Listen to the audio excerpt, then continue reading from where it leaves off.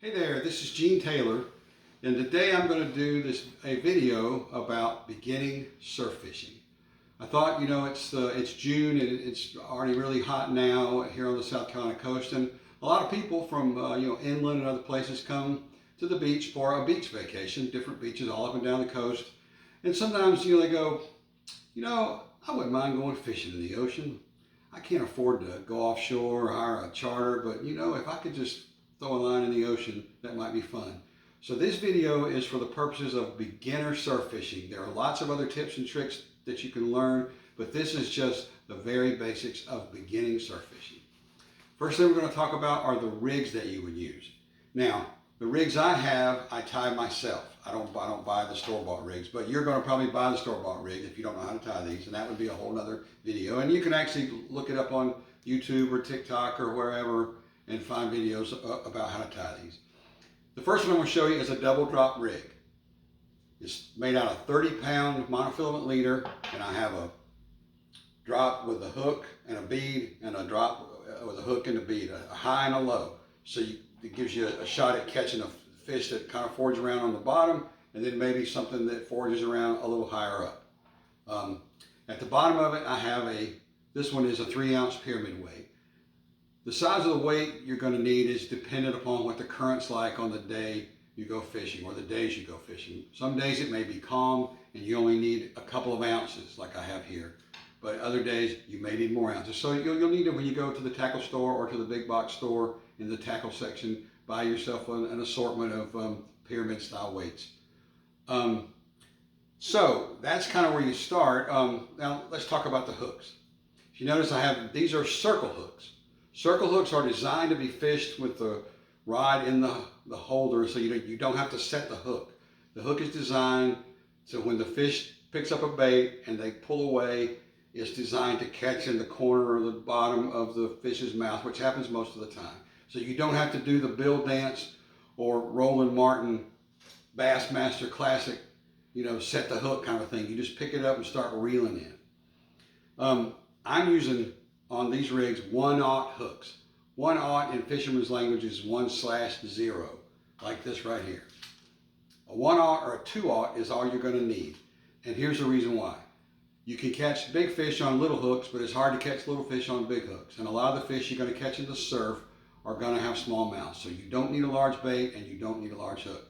The bead, why do I have this little bead on here? The bead is to mimic or imitate different crustaceans in the bottom of the surf zone that fish might feed on, like sand crabs, or some people call them mole crabs, or sand fleas. The orangish red color mimics the eggs that some of the female sand fleas will have on their abdomen at times, and also the colors of some of the shells. So it's a fish attractant. So let's talk about the bait. What is the best bait to use? You talk to 5 different guys or gals and you'll get 5 different answers.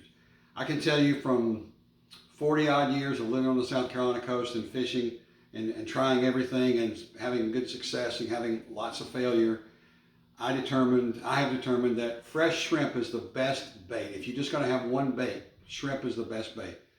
Now, I don't mean the bait that you get at Walmart or somewhere like that, and it's already frozen, and by the time you thaw it out and cut it up, it's just mush and it won't stay on your hook.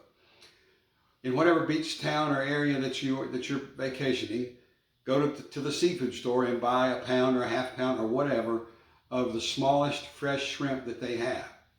Take it home, back to your place, and cut it into small pieces. Like, if it's medium-sized shrimp, cut them in like 3 pieces, and you can cut the tail off too. I prefer, when I have time, to buy it the day before, buy a box of kosher salt, put it in a tray or like a Rubbermaid type container, put some salt down, peel the shrimp, lay them out, put some more salt, lay them out, let it sit overnight in the refrigerator, and that salt pulls all the moisture out, and what you're left with is all the scent from the shrimp and the meat, but less all the moisture. So it's tough and it stays on the hook better. And it lasts longer. You can do that at the beginning of your beach weekend. You may have enough shrimp to fish with the whole week. So now let's talk about what kind of rod and reel you might use. Most people in the surf in this part of the world use spinning reels. which is, you know, you got the rod. And I'm sorry, I'm not doing a video on rods and reels really, so I don't have one to show you with me right now. I use spinning reels left-handed, meaning I cast my right hand and I use the left-hand crank. Most of them now have a right and left crank where you can, you know, put the handle on the left side or leave it on the left side or move it to the right side. I'm right-handed, and so I cast like this and then I reel like this. Some people are just the opposite, so you can do either one. So an average size, you know, 300 to 400 size spinning reel of your choice will do just fine. Rod. You can fish on most of the South Carolina beaches with anything as small as a 6 or a 7 foot rod. For me, since I live here and I fish the beach, you know, pretty often, especially in the spring and the fall, I have 4 surf fishing rigs, you know, rods and reels that are all set up for surf fishing. They're all 4 10 foot rods, but I have one of them is, you know, kind of light for, you know, lighter action closer to the beach, and one is medium, and then I have 2 larger ones which I use mainly in the spring and the fall to fish for large red drum that come in the surf in the spring and the fall, and that's a whole other video for a whole other time. So you can go to the, you know, tackle store and where you're staying for your vacation, or if you have something you can bring with you. If you've got a medium action rod, 7 foot, and a medium sized spinning reel, that'll work fine. Just make sure that when you get done every trip that you rinse it off thoroughly with fresh water every time. Don't miss, because that salt will, you know, the water will dry and that salt will be left and it'll get all inside your reel and all inside the inner workings, especially if you're using a reel that you brought from somewhere where you don't saltwater fish, that isn't designed for salt water. It'll get salt in it. So just make sure you rinse it off. The last thing I want to talk about is, where do you fish? Well, if you throw past all the breakers, you're generally fishing too far out. Not that you might not catch fish out there, but most of the fish that you're going to be targeting are going to be in the surf zone, in front of the first, not maybe the very first small breakers, but in the first main, in front of the first main, you know, those larger breakers. The waves break over sandbars, and then in front of the sandbars, there's usually a deeper area called a trough, and then it comes up and there's another sandbar, and on and on. So you want to fish in those zones. You want to look for places like holes and cuts. If you look at the beach, especially if you go out at low tide and you see where the waves are breaking, if you see a gap where there's no break, where the waves aren't breaking, it's just calm in the middle, then that's probably a cut. That's a perfect place to fish, because that's like a fish highway, you know, where those fish come in and out of those troughs and cuts to feed when the tide comes in and then to exit when the tide goes out. That's a real, you know, really short description of places to look for to fish. I like to fish low to incoming tide, you know, get there at low tide and fish the incoming tide. I've never done that well on the outgoing tide, so I generally fish incoming tide when I can. It's always good to go to the beach at low tide so you can get a look at the structure when all the tide's out. Well, we have anywhere from a 5 to a 7.5, even an 8 foot tidal swing here on the South Carolina coast. So with the average being about 6 feet. And that's vertical feet, so you know what it's like at the beach.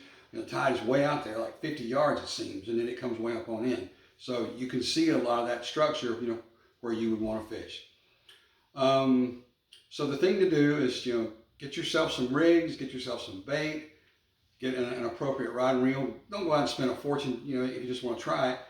And go out to the beach and, you know, just try some spots. Check the local kind of ordinances and regulations about, you know, where you can fish, because some of the municipalities on the South Carolina coast do have ordinances against surf fishing at certain times of the year, certain times of the day, in certain areas, like for example out at Folly Beach. So many blocks either side of the pier, you can't surf fish, but you can surf fish in other areas. And I know up at Myrtle Beach and places like that, they have ordinances. Always be mindful of that and make sure that you're up on all the ordinances. And you do need a saltwater fishing license to surf fish, so go to SCDNR and they have a portal where you can buy your fishing license. Anyway, I hope if you come into the South Carolina coast for a vacation this summer that you'll take some of this information and get out there and see if you can catch a few in the surf. Enjoy.